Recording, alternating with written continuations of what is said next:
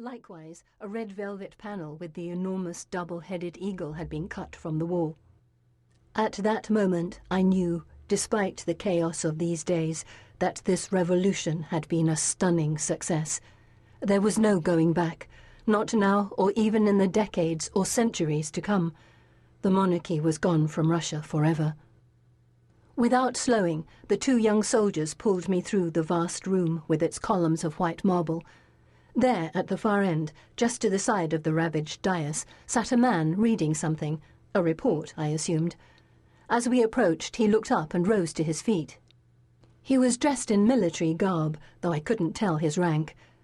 The closer we came, the more certain I was that I knew this man, with the wavy hair, the narrow, puffy eyes, the thin lips.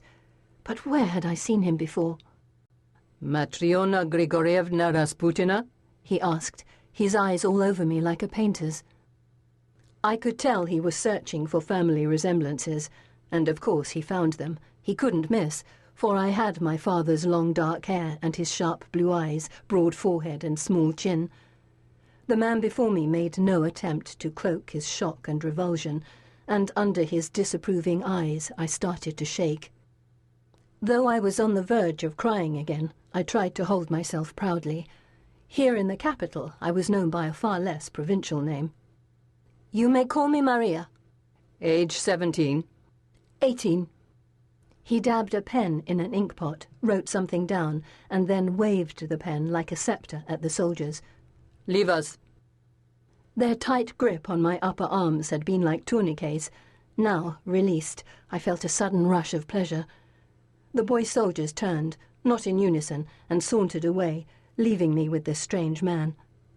He alone couldn't represent the much-feared 13th section, could he? As I watched, he carefully placed the sheaf of papers he'd been reading in a folder.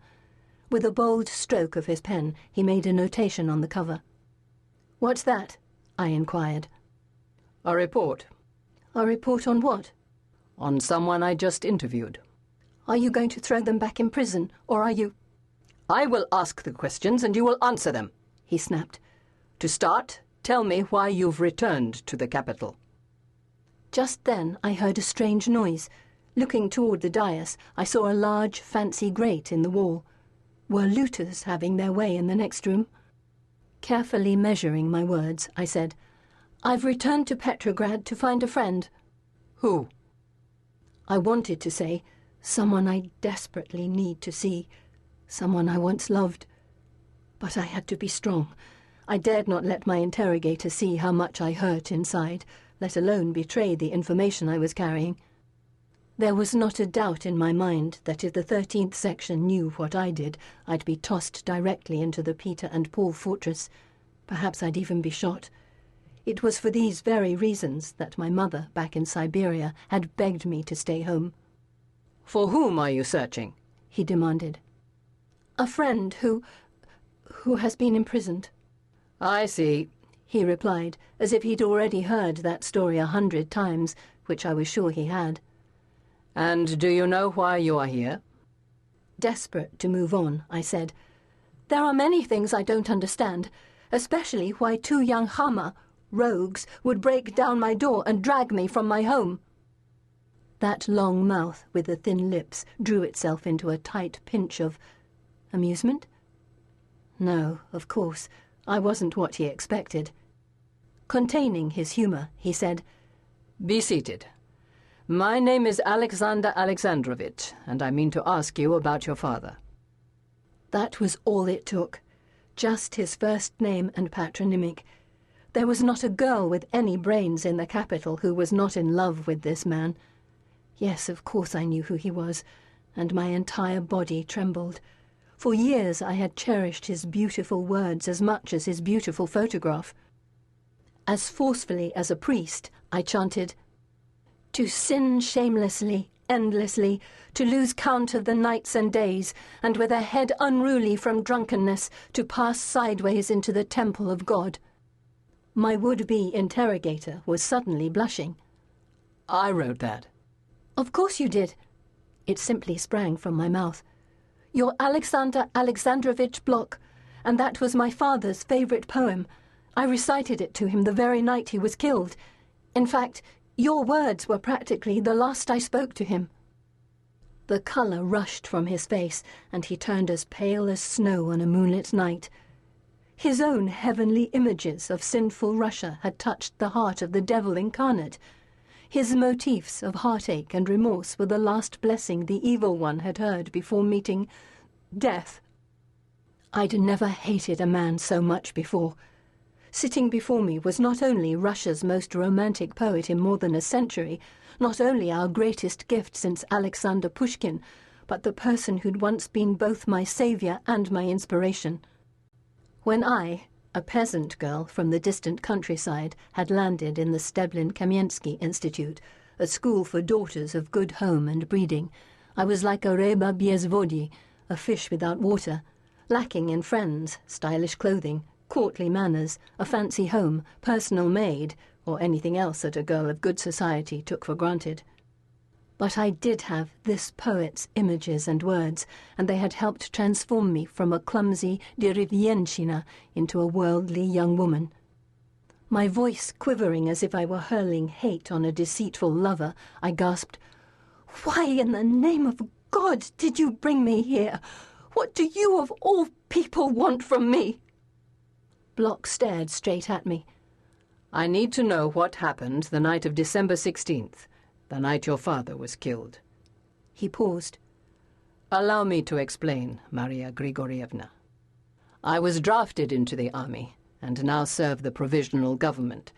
As secretary of the Extraordinary Commission, I have been present at most of the interviews with former ministers and those closest to the former imperial family." "Oh, really?" I said, mocking him. "I've wondered where you were and what you were doing. I haven't seen any new poems from you in quite some time. Is that why?" He glared at me. By the depth of the furrows creasing his forehead, I knew I'd hit not only a sore point, but probably a sore truth. I couldn't have been more pleased. Pressing on, I said, "So you've found something more interesting to do, such as gathering gossip?" "Maria Grigorievna," he said, as sternly as a commandant, "it's my job to take the stenographs from the interviews and edit them into readable form. As I've been going through the endless pages on your father, however, I find that not only is Rasputin more a mystery than ever, but the truth of his murder is more and more unclear." "Of course it is. After all, both monarchists and revolutionaries have proved equally adept at twisting both my father's life and his death into political legend." "They say that first your father was poisoned, next shot, then stabbed, but still he lived, and frantic to kill him, they finally threw him through a hole in the ice and—" Bitterness stinging my tongue, I interrupted. "Don't you know better than to believe the stories told by a man's enemies?" "Yes, but—" As his words trailed off, I could see it in his eyes, his fascination with my father, which wasn't surprising, since the entire empire had been obsessed with him, or more correctly, with the myths about him. And yet, as I stared at Block, there seemed to be more. Could he be one of the few who admired my father, who saw Papa as the ultimate revolutionary, the peasant who'd climbed from the lowest rung to the very top and done what no terrorist had ever been able to do, overturn our entire society?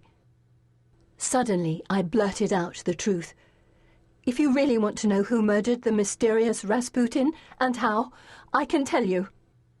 I can tell you exactly what happened on the night of December the 16th, because I was there and saw it all with my own eyes.